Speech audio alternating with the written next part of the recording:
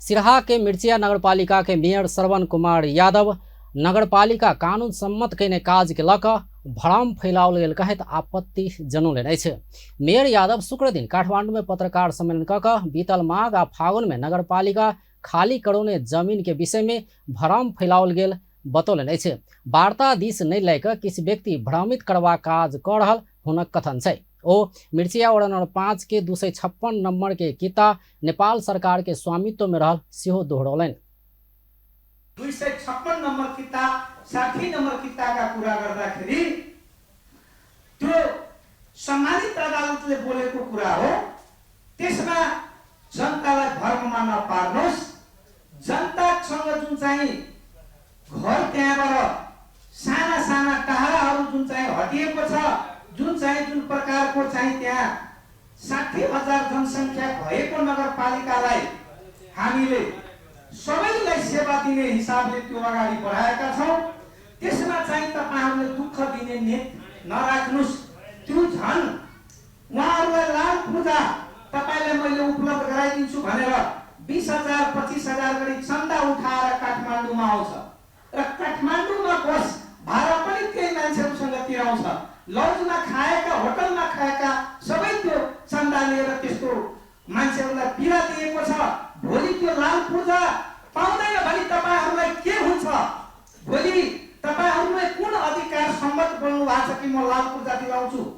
उच्च अदालत राजविराज 256 नंबर किता नेपाल सरकार के रहल कही चुकल जिकी करैत यादव सरकारी जमीन में रहल अतिक्रमण मात्र हटौने दावी कलन। ओ नगरपालिका के आवश्यकता भेल घर मात्र हटाओल गेल कहत और घर नहीं तोड़बाक सेहो बतौलन। मेयर यादव कोनो व्यक्ति के भ्रम में नहीं पड़ सेहो अनुरोध कलन। यद्यपि वादा करैत रहैत रहला पर सोच बाध्य हेबाक समेत ओ चेतावनी दिलन। र त्यही 256 भित्रका केही साथीहरु यता टुट्यो भने हाम्रो पनि भत्काइदिन्छ भन्ने त्रास पैदाहरु गराएको छ त्यो आन्दोलनकर्मीहरुले, नेताहरुले।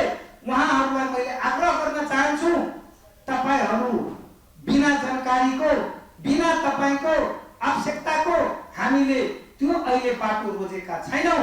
हामीले जे आवश्यकता थियो त्यो हामीले गरेका छौं। तपाईहरु ढुक्क साथ चाहिँ त्यहाँ व्यापार व्यवसाय गर्नुस्।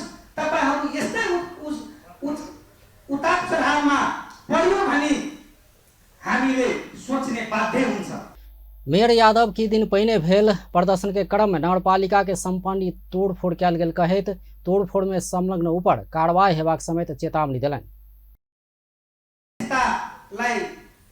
पूर्ण रूपले हटाउनका लागि हामी लागेका छौं र गृह मन्त्रीज्यूसँग हाम्रो पनि विचार विमर्श हुँदाखेरि जुन मिर्चियाको घटना प्रघटना, जुन कर्मचारीमाथि आक्रमण, भौतिक संरचनाहरूलाई तोडफोड, गाडीहरूलाई तोडफोड जुन प्रकारको छ, त्यस्ता दोषीहरूलाई तुरुन्त कानुनी दायरामा ल्याएर उलाई कारबाहीको माग पनि हामीले गरेका छौं। बजाने भेल तोड़फोड़ सर्वपक्षीय सहमति के आधार में भेल हुनक दावी अछि। मेयर यादव अपना कने काज कानून सम्मत रहल कहि कऽ प्रधानमंत्री आ गृह मंत्री सेहो कहि चुकल बतौलन। मेयर यादव अपन लग पास के व्यक्ति के सरकारी जमीन पास करौने आंदोलनकारी के आरोप के सेहो खण्डन केने अछि।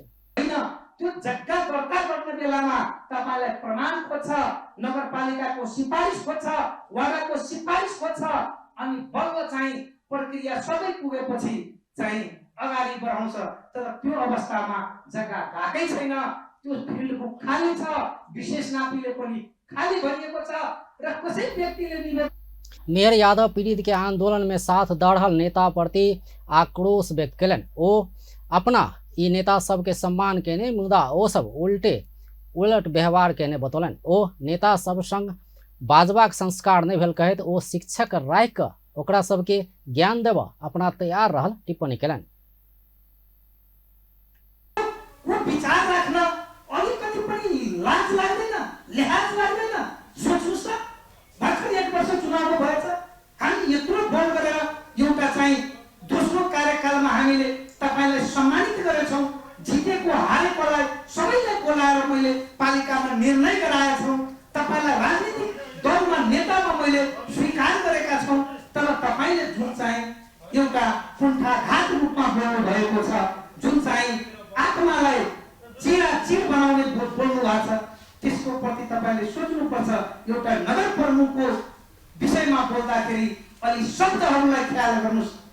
संस्कार जहाँबाट उत्पन्न हुनु भएको छ त्यहाँ संस्कार सिक्नु भएको छैन पनि अहिले पनि हामीले बरु एउटा नगरपालिकाबाट 2-4-5 लाख रुपियाँ बजेट छुट्याएर केही दिनको लागि तपाईहरूलाई मैले शिक्षक राखेर तपाईहरूलाई निःशुल्क भर्ना गराएर केही ज्ञान दिन हामी चाहन्छौँ।